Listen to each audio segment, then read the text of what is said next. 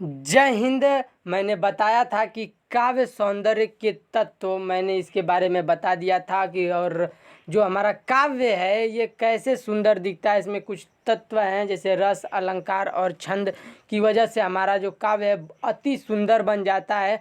तो मैंने बता दिया था कि रस किसे कहते हैं और रस से संबंधित कुछ बातों को भी मैंने बता दिया था कि रस ही काव्य की आत्मा है।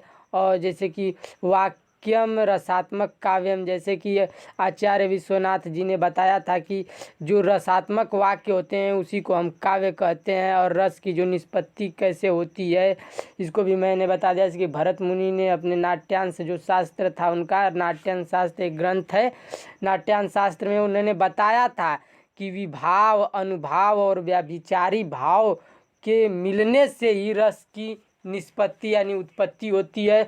और रस का आधार जो होता है भाव होता है, जो आपके मन में जो विचार चल रहा है उसी को हम भाव कहते हैं। विचार जो आपके मन में उत्पन्न होता है उसी को हम भाव कहते हैं। और ये जो भाव होता है ये दो प्रकार का होता है, यह स्थायी भाव और संचारी भाव, मैंने बता दिया था आप लोगों को।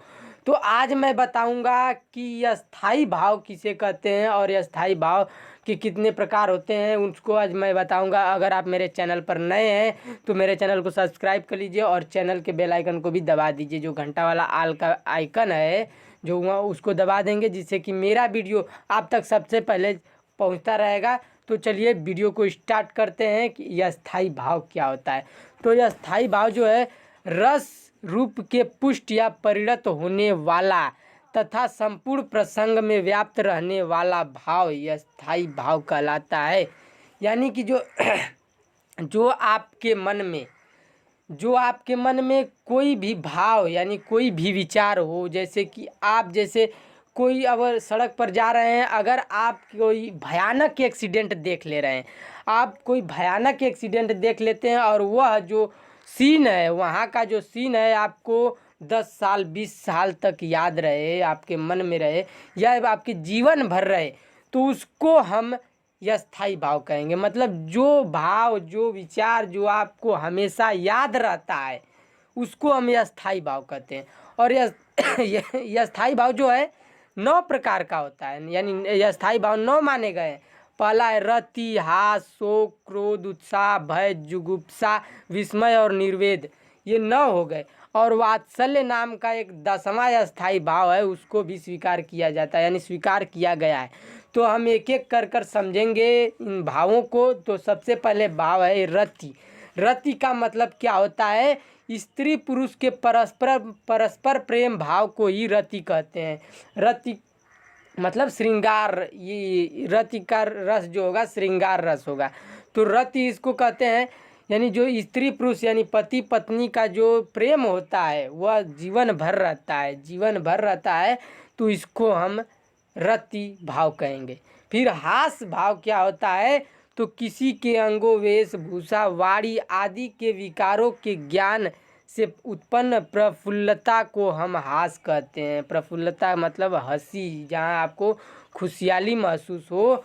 इसका मतलब, इसका साफ आसान शब्दों में मतलब है कि जहाँ पर आपको हंसी का भाव उत्पन्न हो, मतलब आप कहीं पर भी आपको मन में आनंद उत्पन्न हो, आपके मन में उत्पन्न हो जाता है, खुशहाली का भाव जहाँ पर होता है उसको हास भाव कहते हैं। जहाँ पर आपको खुशहाली महसूस होने लगे, जहाँ पर आपको खुशी का भाव, जहाँ पर आपको खुशी हो वहाँ पर हास भाव रहेगा।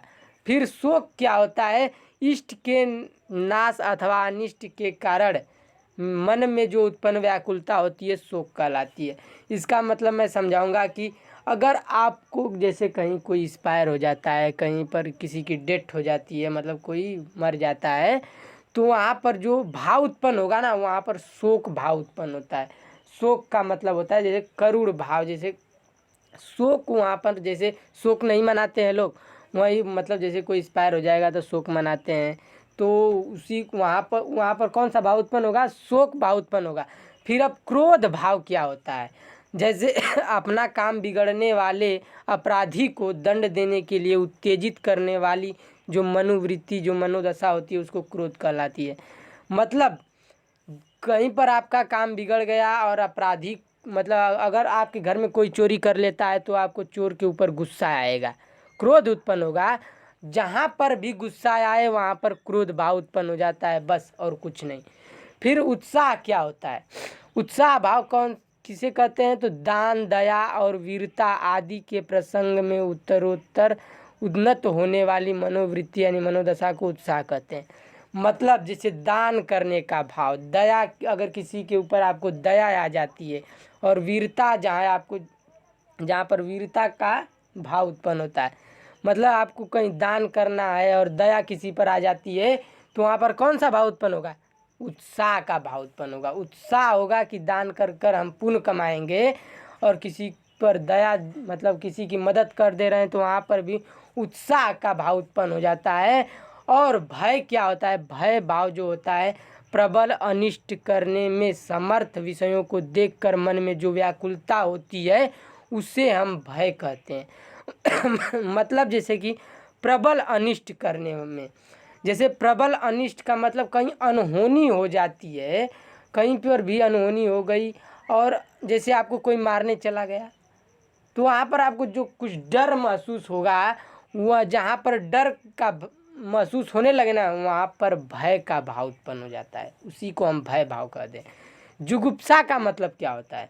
जुगुप्सा का मतलब होता है कि घृणा उत्पन्न करने वाली वस्तुओं को देखकर उनसे संबंध न रखने के लिए बाध्य करने वाली मनोदशा यानी मनोवृत्ति को जुगुप्सा कहते हैं।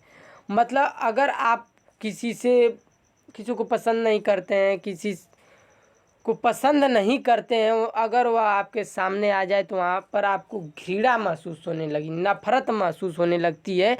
अगर आप किसी को देखकर नफरत का भाव आपके मन में आ जाता है कि भाई साला आ गया, जहाँ पर भी आपको नफरत महसूस होने लगे, किसी से आप नफरत कर रहे हैं, तो वहाँ पर जो भाव उत्पन्न होगा वहाँ पर जुगुप्सा का भाव, मतलब घृणा, जिसको हम घृणा, वहाँ पर जुगुप्सा का भाव उत्पन्न हो जाएगा। जुगुप्सा का मतलब होता है जैसे विभत्स रस हो जाए। जुगुप्सा का रस जो होता है विभत्स रस होता है, जहाँ पर घृणा महसूस होती है।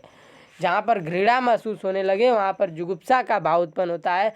और विस्मय क्या होता है? किसी असाधारण अथवा अलौकिक वस्तु को देखकर जो आश्चर्य होता है उसे विस्मय कहते हैं। मतलब अगर आप किसी असाधारण व्यक्ति, जैसे बहुत सारे व्यक्ति हैं दुनिया में, और उनमें से सबसे अलग व्यक्ति को ही हम असाधारण व्यक्ति कहते हैं। 2% हो गया असाधारण व्यक्ति। अलौकिक का मतलब जैसे दुनिया जो कभी ना होने वाला, जैसे आप जैसे भगवान, जैसे कोई नहीं देखता है भगवान को और बस मानते हैं, तो अगर आपके सामने भगवान प्रकट हो जाते हैं तो आपके अंदर जो आश्चर्य उत्पन्न होगा ना, वो जो है अलौकिक होगा, मतलब कभी ना होने वाला। तो वहाँ पर जो भाव उत्पन्न होता है, कौन सा भाव उत्पन्न होता है? विस्मय का भाव उत्पन्न होता है। विस्मय का भाव यानी अद्भुत भाव उत्पन्न हो जाता है विस्मय का। फिर निर्वेद का मतलब क्या होता है? निर्वेद का मतलब होता है संसार के प्रति त्याग भाव को निर्वेद कहते हैं। अगर जैसे कि आप कोई भी वस्तु को त्याग दे रहे हैं, किसी को भी त्याग दे रहे हैं, त्याग का जहाँ भाव उत्पन्न हो जाए, या किसी को छोड़ दे रहे हैं यानी उसको त्यागना ही कहेगा, तो वहाँ पर जो भाव उत्पन्न होगा, अगर आप किसी को छोड़ दे रहे हैं या त्याग दे रहे हैं, अपने मन से त्याग दे रहे हैं, तो वहाँ पर जो भाव उत्पन्न होगा ना, वहाँ निर्वेद भाव उत्पन्न होता है। और वात्सल्य का मतलब होता है जैसे पुत्रादि के प्रति सहज स्नेह भाव वात्सल्य है।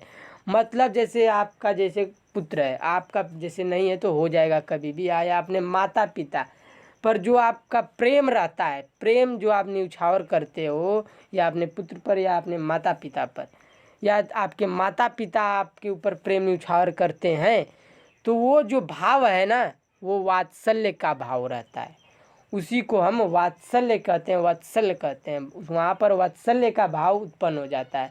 जैसे आप अपने पुत्र के प्रति स्नेह न्यौछावर करते हैं, आप बहुत उससे प्यार करते हैं, तो वहाँ पर जो भाव उत्पन्न होता है वह वात्सल्य का भाव उत्पन्न होता है।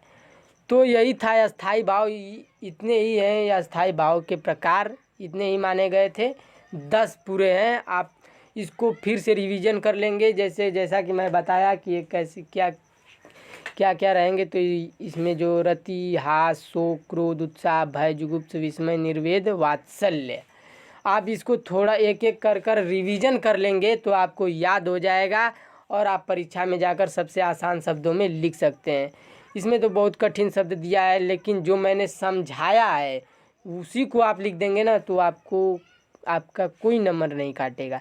इसलिए आज के लिए इतना ही, और हम कल जानेंगे विभाव क्या होता है। अस्थाई भाव को तो हमने जान लिया, अब जानेंगे हम विभाव क्या होता है। अस्थाई भाव को तो हमने जान लिया, लेकिन विभाव क्या होता है, विभाव के कितने प्रकार होते हैं उसको हम जानेंगे। तो अगर आपको वीडियो पसंद आए तो मेरे चैनल को सब्सक्राइब कर दीजिए और चैनल के बेल आइकन को भी प्रेस कर दीजिए, जिससे कि मेरा जो वीडियो है सबसे पहले आप तक पहुंचता रहेगा। और अपने दोस्तों में भी शेयर कर दीजिए। तो मिलते हैं अगले वीडियो में। जय हिंद, वंदे मातरम।